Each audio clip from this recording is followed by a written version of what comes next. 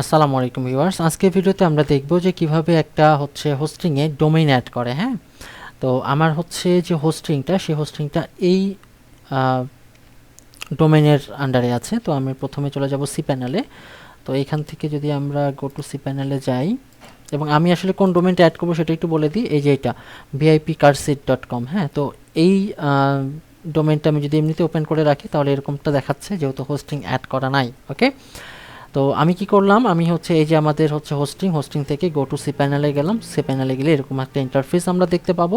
এখান থেকে আমরা যে কাজটা করব সেটা হচ্ছে অ্যাড অন ডোমেইন করব। ঠিক আছে, তো অ্যাড অন ডোমেইনে আমি ক্লিক করলাম। ক্লিক করার পরে আমাদের কাজটা যেটা হবে সেটা হচ্ছে নিউ ডোমেইন নেম। আমি ডোমেইন নেমটা এখানে পেস্ট করে দিলাম। ওকে, দিয়ে বাইরে একটা ক্লিক করলাম, অটোমেটিক এগুলো ফিল আপ হয়ে যাবে।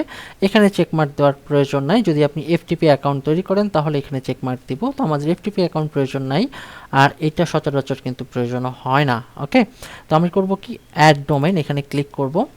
ক্লিক করলে দেখব যে আমাদের ডোমেইনটা অ্যাড হয়ে গেছে। ওকে, অর্থাৎ আমি হোস্টিংয়ে ডোমেইনটাকে অ্যাড করলাম। তার মানে হোস্টিং বুঝতে পারছে যে হ্যাঁ, তাকে আমরা একটা ডোমেইন অ্যাড করলাম। এর পরবর্তী যে কাজটা, সেই কাজে আমরা যাচ্ছি। আগে এটা অ্যাড হয়ে নিক। হ্যাঁ, এটা অ্যাড হইতে কিছুটা সময় নিতে পারে। এই যে দেখুন, আমার এখানে লোড নিচ্ছে আর কি। ওকে, আমরা কিছুটা সময় দিই, তাহলে দেখবো যে এটা অ্যাড হয়ে গেছে।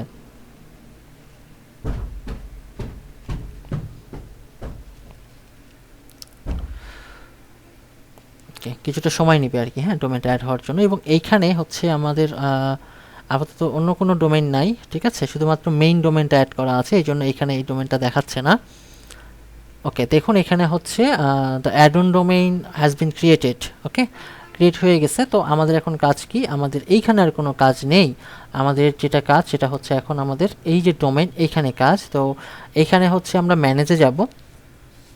ওকে, আচ্ছা, ম্যানেজে যাওয়ার পরে এইখানে ডিফল্টভাবে নেম চিপ বেসিক ডিএনএস থাকে। তো এটা অনেক সময় কাজ করে যদি আপনার ডোমেইন এবং হোস্টিং যদি একই কোম্পানির হয়।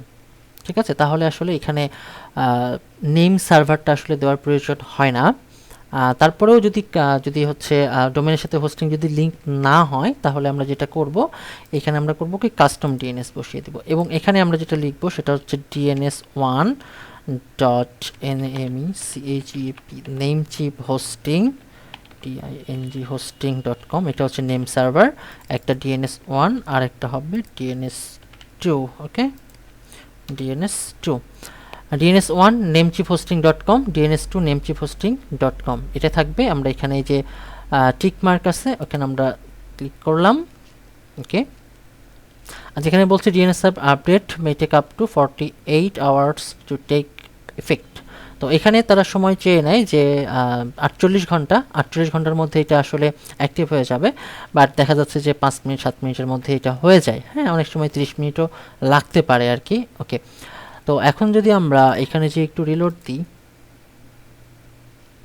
ওকে, সেম রেজাল্টটাই দেখাচ্ছে। আমরা কিছুক্ষণ ওয়েট করার পরে আমরা দেখব যে এইখানে ইন্ডেক্স অফ এরকম একটা লেখা আসছে। হ্যাঁ, এখানে অ্যাড করা হয়ে গেছে। আমরা গো ব্যাকে যাই।